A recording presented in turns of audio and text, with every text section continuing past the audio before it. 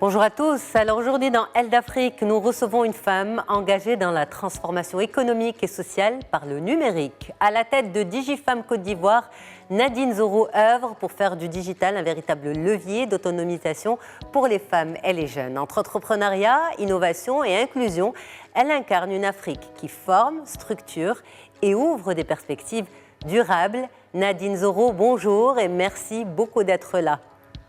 Bonjour Yacine, merci, c'est un plaisir d'être à Elle d'Afrique et j'espère que mon expérience sera utile pour les personnes qui nous écoutent. Merci beaucoup. Merci beaucoup. Alors une femme qui visiblement n'aime pas trop choisir, c'est ce que nous allons découvrir tout de suite en ouvrant la rubrique de votre parcours. On y va.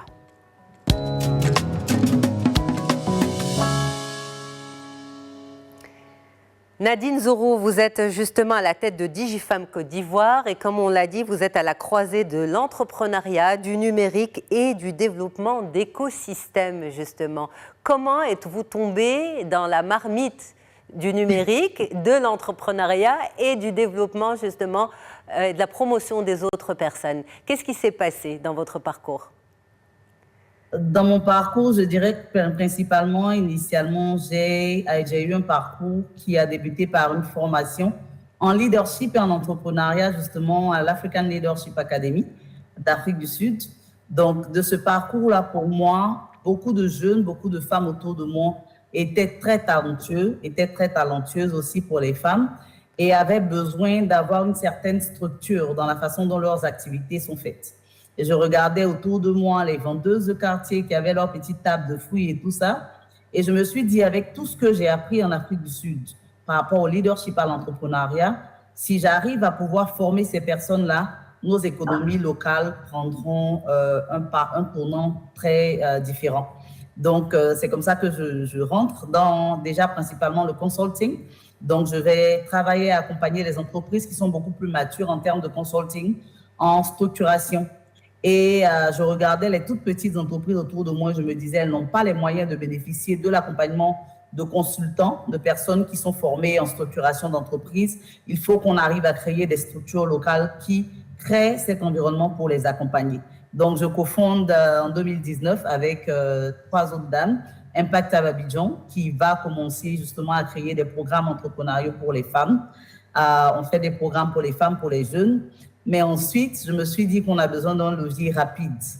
Un levier rapide qui permet à ces femmes d'aller un peu plus vite. Et c'est là que je me retrouve dans le digital comme vraiment levier de croissance pour les femmes et les jeunes. Ok, donc si je comprends bien, avant, il n'y avait pas de digital. Avant, c'était d'abord le leadership. C'est bien ça? Le leadership et l'entrepreneuriat. Et l'entrepreneuriat, ok. Et donc, vous êtes lancé dans le conseil et à partir de là, vous avez mesuré l'importance du numérique et du digital. C'est bien ça? Exactement. Okay. Exactement. À ce moment-là, est-ce que vous vous êtes fait former vous-même?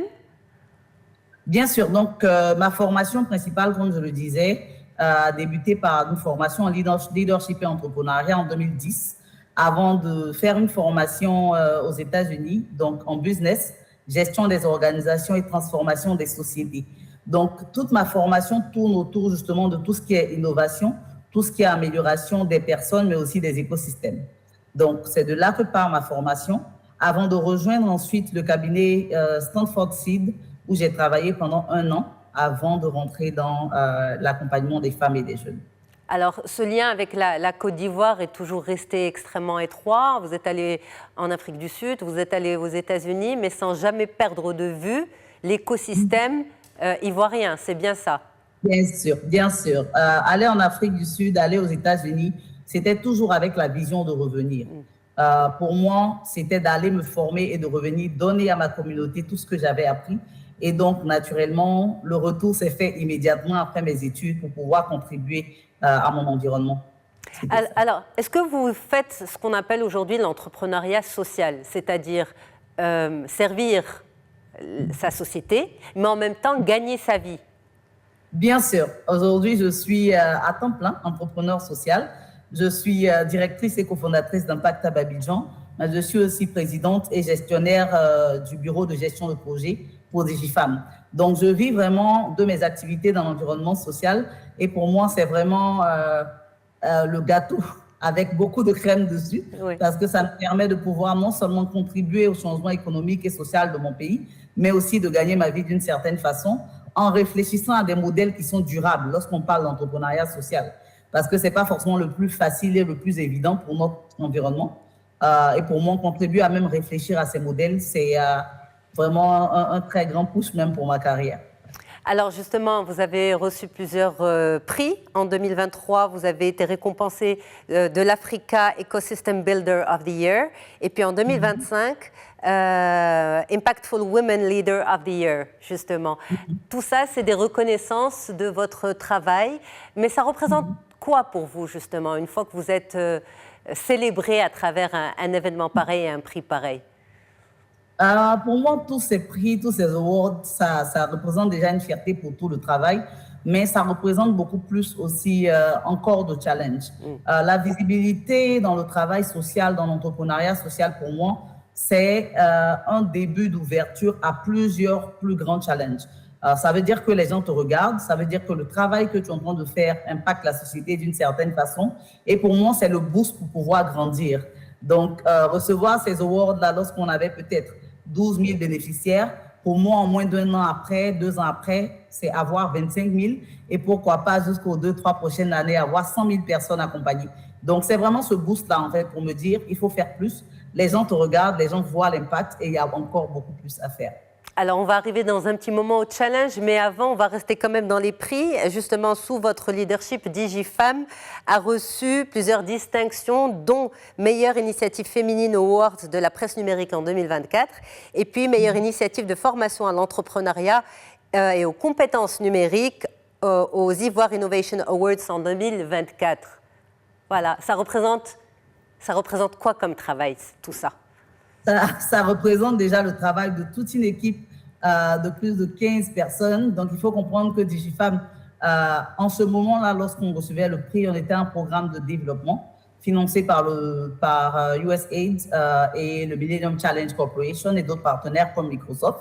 Et donc, avec ce programme-là, on est arrivé à démontrer que les programmes de développement peuvent fonctionner avec une très bonne mesure de l'impact, avec une idée centrée sur les utilisateurs et s'assurer vraiment que l'impact se voit dans la vie individuelle des personnes. Et avec toute mon équipe passionnée, mais surtout très équipée, très compétente, on est arrivé à montrer l'excellence dans la livraison d'un programme social. Et pour moi, c'est ce que ça représente. C'est qu'aujourd'hui, tout ce qui est entreprise sociale, tout ce qui est association, tout ce qui est ONG est vu comme des activités de charité qui ne sont pas forcément soumises au même niveau d'excellence que les grandes entreprises ou que les entreprises même qui travaillent pour du profit. Pour nous, c'est de changer vraiment ce narratif-là. L'entrepreneuriat, tel que l'entrepreneuriat doit être compris, c'est non seulement une mentalité de création de valeur, mais c'est aussi de la livraison avec excellence de l'impact. Et c'est ce qu'on fait avec mon équipe et ce résultat, voilà, a été démontré par les différents prix qu'on a reçus. Alors là, on va ouvrir quand même la partie des challenges parce que tout ce travail ne se fait pas simplement. On va aussi discuter ensemble pourquoi aujourd'hui l'autonomisation des femmes passe par la digitalisation, par l'apprentissage du digital et qu'est-ce qui fait que c'est encore un petit peu compliqué parfois. Allez, on y va sans plus tarder.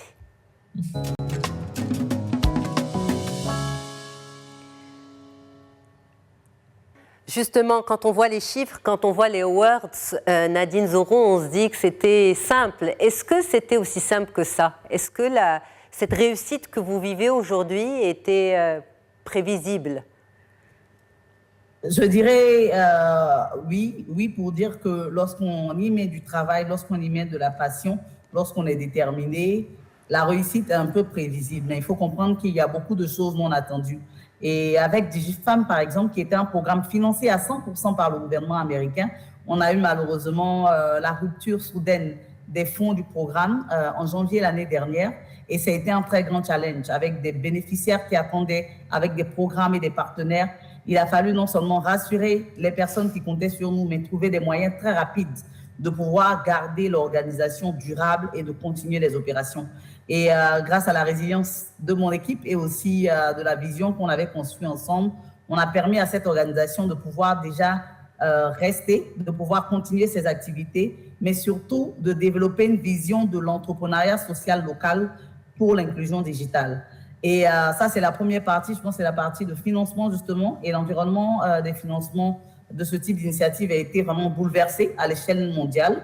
Et DigiFemme n'est pas forcément, n'a pas été différente par rapport aux autres organisations à ce niveau-là. Cependant, ce qu'on a pu faire, c'est de créer une organisation locale qui fonctionne, de développer des partenariats, que ce soit avec le secteur public ou même le secteur privé, pour pouvoir continuer nos activités. Et donc, on a continué ces activités-là.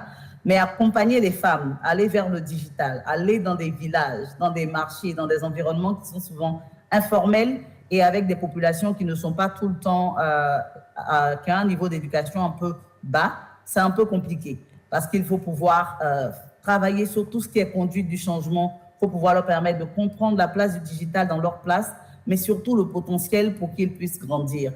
Et juste hier, je pense juste le samedi, on était sur le terrain avec DigiFemme et on est allé former des femmes dans un marché justement pour parler du digital et tout ça. Et il faut noter qu'il y a eu, on a rencontré des centaines de femmes, mais il y a eu tellement d'objections, tellement de peurs. Et c'est cet accompagnement-là que nous donnons à ces femmes-là, parce que c'est un nouvel environnement et elles ne sont pas forcément assez à l'aise avec cet environnement.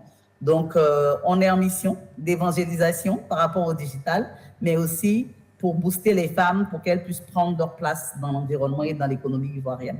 Alors, en 2026, qu'est-ce qui fait encore peur aux femmes par rapport au digital? Alors, le digital, je pense que c'est un nouvel endroit. Il faut comprendre que le digital, c'est un peu comme un booster, c'est un peu comme un micro ou bien même un haut-parleur qui vient amplifier les choses d'une certaine façon. De la même façon dont le digital vient amplifier les opportunités en termes d'accès au marché, en termes de digitalisation des différentes activités et d'amélioration des opérations, le digital va venir aussi avec un niveau différent en termes de cybersécurité. Donc, la sécurité même des femmes dans l'environnement physique aujourd'hui est un challenge.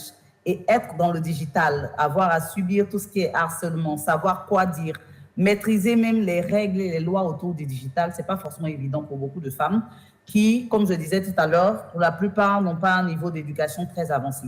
Donc, il y a cette peur-là de l'inconnu, il y a cette peur-là du fait que le digital n'est pas forcément, selon elles, fait pour elles, puisqu'elles peuvent être agressées, elles peuvent être harcelées. En dehors de toutes les opportunités que ça offre, elles doivent savoir se protéger en étant sur le digital. Et donc, ça, c'est déjà ça. Comment je me sens sécurisée en étant connectée. C'est une forme d'alphabétisation, en fait, du digital. Exactement. C'est de l'alphabétisation numérique, en fait, pour nous. C'est de s'assurer que les gens comprennent, mais il y a plusieurs niveaux. Donc, on alphabétise les personnes qui sont à un niveau très bas d'alphabétisation, même formelle. On va aussi travailler avec des entrepreneurs pour les accompagner dans l'utilisation du digital et dans la digitalisation de leurs entreprises. Et on va travailler aussi avec les femmes même qui sont déjà en emploi pour s'assurer qu'elles restent compétitives sur le marché de l'emploi. Donc, pour nous, c'est de donner un accompagnement, c'est de positionner DigiFemme comme l'acteur qui tient la main des femmes pour qu'elles soient en ligne, sécurisées, connectées, mais surtout plus productives. Et on le fait à différentes échelles. Alors, vous avez donné l'exemple justement de cette dernière journée, ce dernier samedi où vous étiez dans le marché. Vous avez dit on a rencontré des centaines de femmes. Sur ces centaines de femmes, après une première rencontre comme celle-ci, vous êtes capable finalement d'en recruter combien? Donc, sur ce marché, l'idée de cette caravane dans les marchés avec nos volontaires, donc on a des digi-volontaires, l'idée c'était de permettre à ces femmes de pouvoir avoir une présence en ligne, en les enregistrant sur les différentes plateformes, disons être visibles même sur le map, sur la carte pour qu'on puisse les trouver, enregistrer leurs entreprises en ligne. Et avec ces femmes, on a pu enregistrer plus de 100 femmes qui ont accepté. Mais on imagine qu'un marché ici à Abidjan, un marché surtout à Yopougon, c'est des centaines, des milliers de vendeuses du secteur informel. Donc, avoir une centaine, c'est un bon début. Mais ça nous a permis de savoir qu'il y a plusieurs objections sur lesquelles on doit travailler, comprendre les cas d'usage qu'on va présenter à ces dames pour qu'elles puissent être beaucoup plus réceptives. Donc, c'est une centaine de personnes qui ont été enregistrées, qui ont été accompagnées. Et pour la suite, on prévoit plusieurs de ces actions-là encore plus extensives dans plusieurs marchés. Alors, justement, on parle beaucoup de femmes. Est-ce que les hommes sont, on va dire, plus à l'aise en Côte d'Ivoire avec le numérique?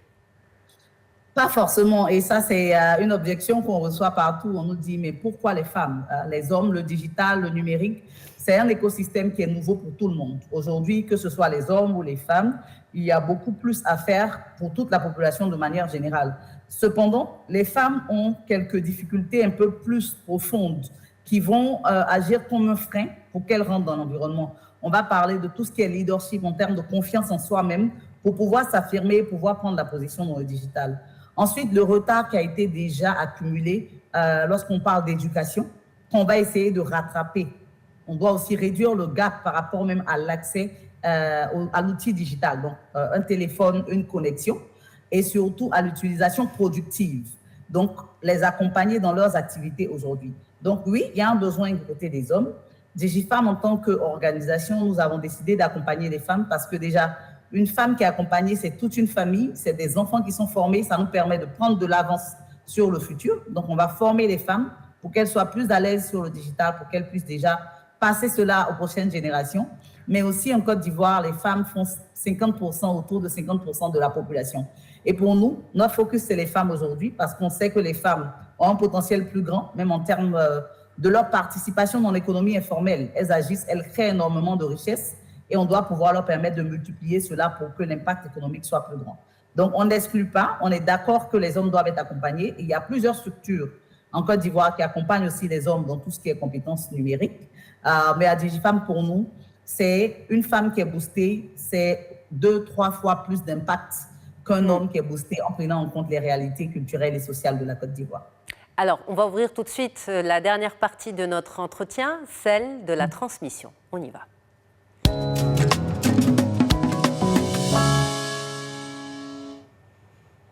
Alors justement, Nadine Zoro, vous qui avez fait des études, qui avez été formée dans le leadership et l'innovation, vous qui pratiquez aussi cette forme d'innovation sur le terrain, et surtout que pour beaucoup, l'innovation passe par l'invention en fait, de nouvelles technologies. C'est la perception de ce qu'est l'innovation. Pour vous, justement, à travers votre pratique, votre formation et surtout votre travail sur le terrain, quelle est votre définition de l'innovation ?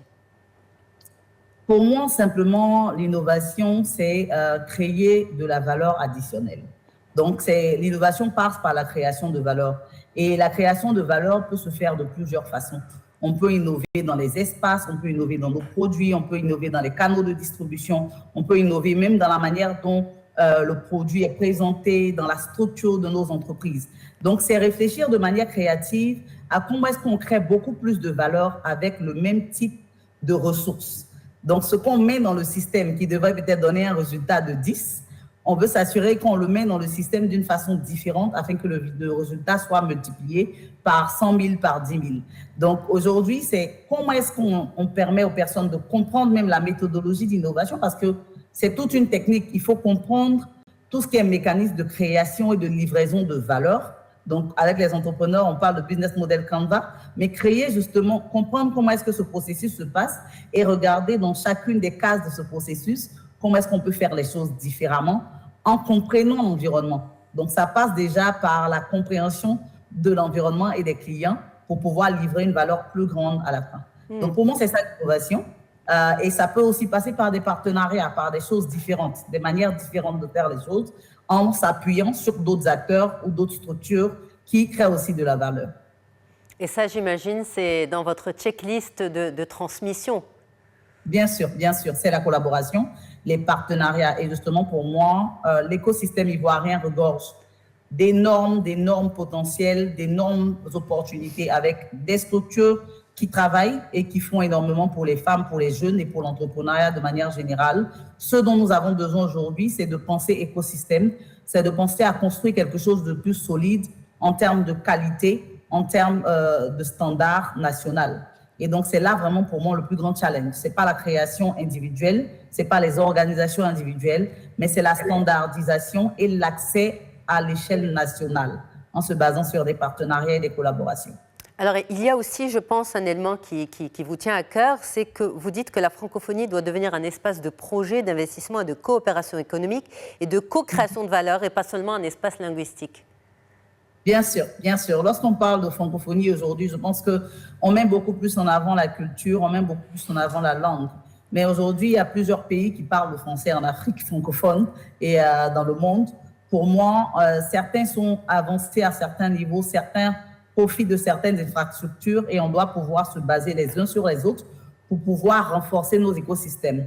Lorsqu'on parle d'entrepreneuriat de manière générale à l'échelle mondiale même, on va parler des pays d'Afrique francophone comme des écosystèmes un peu plus fragiles et moins avancés, moins matures en termes d'entrepreneuriat. Et nous devons pouvoir nous appuyer les uns sur les autres pour avancer. Il y en a le Sénégal, la Côte d'Ivoire, qui sont des écosystèmes entrepreneuriaux qui se démarquent un peu. On doit pouvoir s'appuyer non seulement en Afrique francophone, ici de l'Ouest, mais aussi en Afrique du Nord, collaborer avec ces différents écosystèmes pour qu'on puisse avancer ensemble en tant que francophonie et prendre une place de choix lorsqu'il s'agit d'innovation dans le monde. Alors, est-ce que vous avez une idée de modèle, justement? Parce que je pense que vous n'êtes pas une femme qui s'exprime à partir de l'inexistant. Bien sûr, bien sûr. Donc, des infrastructures, que ce soit des plateformes. Et l'entrepreneuriat aujourd'hui, il y a des méthodologies qui doivent être développées. Et nous, avec DigiFemme et Impactable, on travaille à développer des méthodologies qui sont basées sur les réalités locales et qui prennent en compte nos réalités africaines et la réalité de nos écosystèmes. Je prends l'exemple, par exemple, on parle de start-up, on parle de croissance, mais nos écosystèmes sont basés en grande partie sur des PME. Comment est-ce qu'on se base sur notre essence, sur cette base de PME pour pouvoir devenir des écosystèmes innovants au lieu de vouloir créer forcément énormément de start-up? Donc, on peut transformer nos PME, nos TPE en start-up. On doit créer des méthodologies pour le faire et les rendre accessibles dans chacun de nos pays, surtout avec des accès même linguistiques, en termes de langue locale, en termes d'accès même pour les personnes qui ne savent pas lire. Donc, ce n'est pas un travail qui est forcément facile pour une seule organisation. Et pour moi, il doit avoir des synergies pour pouvoir les créer. Et ça passe aussi par l'appui et la collaboration avec les gouvernements. En Côte d'Ivoire aussi, on a créé, il n'y a pas longtemps, on est en train de travailler sur une plateforme, justement, avec le gouvernement, le ministère de la Transition numérique, qui est un agri-data space et qui est l'un des premiers en partenariat avec plusieurs acteurs, mais qui va permettre aux innovateurs de collaborer avec les structures étatiques, avec les académiciens et avec l'environnement même public pour pouvoir créer des innovations à travers les données qui sont partagées. Donc, ce type d'innovation doit monter doit être démultiplié dans chacun de nos écosystèmes et c'est ce qui va booster vraiment l'innovation dans nos différents pays. Donc, voilà un peu quelques exemples. Donc, l'innovation doit aussi être respectueuse de l'écosystème dans lequel elle évolue. Bien sûr, c'est une question de créer non seulement du contenu local, mais créer du contenu local va dire créer des systèmes qui sont adaptés pour les personnes qui vont les utiliser. Donc, les méthodologies d'innovation start-up qui sont utilisées dans certains pays ne doivent pas être forcément appliquées automatiquement dans nos pays. On doit les adapter, on doit prendre en compte nos réalités pour pouvoir les livrer parce qu'il y a les réalités de chacun des pays. Et donc, pour moi, c'est avoir une compréhension des méthodologies qui ont des standards internationaux, mais qui sont localisés avec un accompagnement qui répond à nos réalités socio-culturelles. Alors, Nadine Zoro, vous dites qu'une femme en Afrique, une femme formée, c'est un modèle dans sa communauté, justement. Et vous incarnez ce modèle pour les jeunes femmes ivoiriennes et les jeunes femmes de l'Afrique francophone. Ça représente quoi pour vous? J'espère vraiment que j'incarne ce modèle et j'espère c'est ce à quoi je travaille. Pour moi, ça représente, comme je disais tout à l'heure, même de la même façon par rapport au prix, ça représente un boost pour me dire qu'il faut faire plus, pour me dire que les populations regardent, les jeunes regardent, et ces jeunes ont besoin d'un modèle qui est constant, d'un modèle d'excellence et d'un modèle qui intervient et qui est engagé dans le développement de son pays. Aujourd'hui, on veut avoir une jeunesse, une population qui contribue aussi au développement. On est dans des environnements où on se tourne vers le gouvernement comme acteur principal de changement, mais on a compris aujourd'hui que les gouvernements sont là pour réguler. C'est ça le rôle d'un gouvernement. La population doit prendre en main les choses, doit créer des initiatives pour pouvoir faire bouger les choses. Et moi, mon exemple et ce que je crée aujourd'hui, c'est de montrer aux jeunes que la transformation, le changement, ça commence par une personne, ça commence aussi par les communautés. Et lorsqu'on le fait de manière constante, le changement peut être beaucoup plus grand pour tout le monde. Donc, je suis très honorée que des personnes me prennent comme un exemple de changement, un exemple d'impact. Et ça me booste à pouvoir faire plus, à pouvoir innover et à pouvoir livrer plus de valeur aux communautés que nous accompagnons. Nadine Zoro, merci infiniment d'avoir été dans Elle d'Afrique. Merci beaucoup, c'est tout un plaisir et on espère qu'avec toutes ces initiatives, que ce soit celle de DigiFemme, l'Impact à Abidjan et de toutes ces structures locales, nos environnements entrepreneuriaux et nos femmes seront des exemples de développement pour le reste du monde aussi. Merci beaucoup pour cette initiative. Bonne journée. Au revoir. Merci beaucoup. Merci à toutes et à tous. Merci pour votre fidélité à Elle d'Afrique. Et bien sûr, l'entretien est à retrouver sur YouTube Média TV Afrique. Et un grand merci à toute l'équipe en régie. À très vite. Au revoir.